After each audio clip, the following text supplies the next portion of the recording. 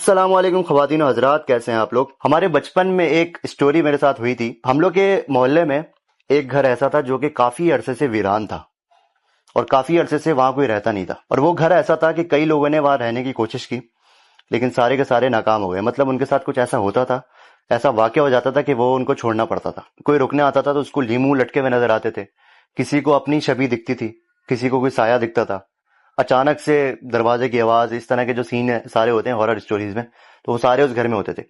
اچھا، ہم لوگ یقین نہیں کرتے تھے، ہم بچے تھے، ہم کہتے تھے یار پاگل بنا رہے ہیں لوگ۔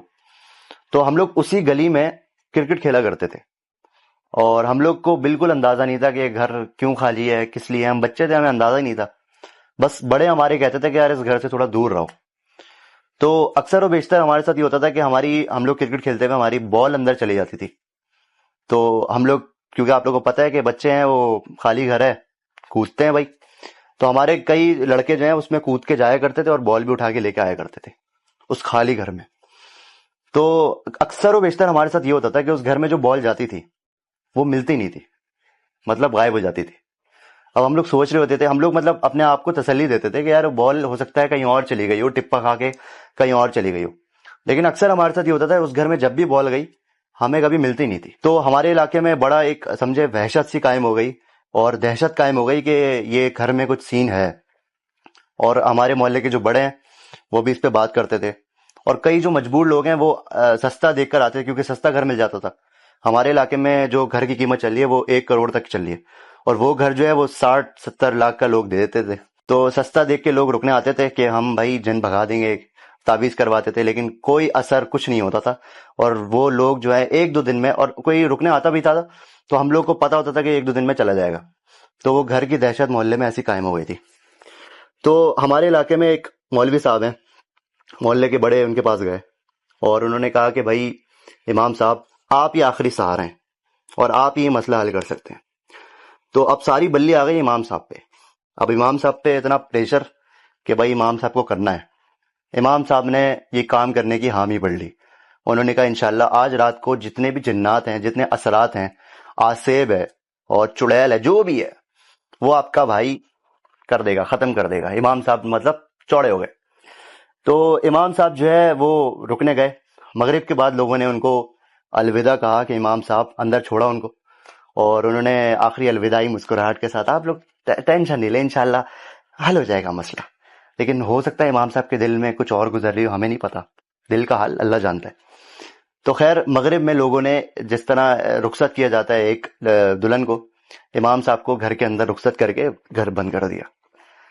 اب امام صاحب اندر چلے گئے۔ اب بعد میں امام صاحب نے جو آ کے سٹوری سنائی وہ میں بتا رہا ہوں۔ تو امام صاحب اندر چلے گئے اور جا کے انہوں نے پہلے تو معائنہ کیا گھر کا، تو گھر تو ان کو بڑا اچھا لگا۔ امام صاحب نے کہا یار یہ گھر اگر آصف سے خالی ہو گیا تو میں ہی خرید لوں گا یار، اگر میں آصف بھگا سکتا ہوں۔ تو امام صاحب پہلے گھومتے رہے، پھر گھر میں ایک بیڈ روم میں بیڈ رکھا ہوا تھا، وہ کوئی ہو سکتا ہے فیملی چھوڑ کے چلی گئی ہو۔ تو امام صاحب اس بیڈ پہ جا کے، جب رات زیادہ ہوئی تو اس پہ جا کے سو گئے۔ اب پورا گھر اور امام صاحب اکیلے گھر میں، سوچے کیا منظر ہوگا، امام صاحب پہ کیا گزر رہی ہوگی۔